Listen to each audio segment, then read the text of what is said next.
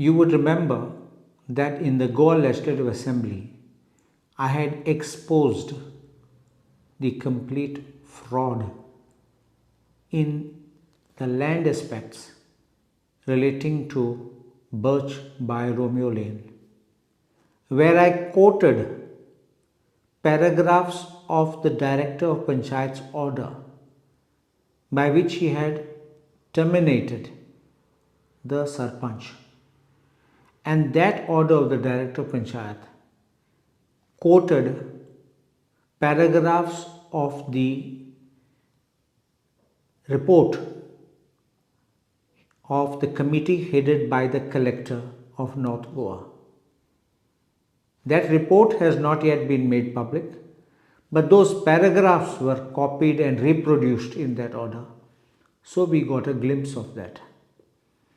In that time in the assembly, I exposed that the collector himself said that the land is a salt pan, that the land is Khazan land, and also there was a statement of the secretary of the Panchayat saying that it was built in CRZ land. The Chief Minister, in response, admitted that these are facts and that there was a fraudulent manipulation of the records, and an inquiry was being conducted to ascertain who was responsible for this. But there is one more aspect which I don't know if that report has taken into consideration. And that aspect is relating to conversion. Conversion under the Land Revenue Code. I am told that this only the place which has the nightclub, Birch by Romeo Lane, only that hexagonal structure has been colored as a settlement zone, while the rest is still a salt pan. Strange. So that was also another fraud. But moving further, the question is relating to the illegal land conversion under the Land Revenue Code. Town planning conversion is one part, and the conversion under Land Revenue Code is the second part. Now, what is the law? The law is that whenever anybody wants to put any land to non-agricultural use, a conversion standard has to be applied under the Land Revenue Code from the collector. If it is an area below 500 square meters, the application is entertained and considered by the deputy collector. If it's above 500 square meters, it goes to the collector or additional collector. So therefore, it had to be one of these authorities who could have looked into it. Whenever there is a land filling done, whenever there is a conversion being done, I remember since my days when I commenced practice in 1989 as a lawyer, that I used to get cases where my clients would get notices of illegal land filling or illegal construction without conversion standard. And those notices always were sent by the deputy collector, relying on a report sent by the Talati. From the Talati, it would go to the Mamladar, who in turn would submit the case to the deputy collector. And the case was always with the title State through Mamladar. My question now is, what was the Talati doing all this time?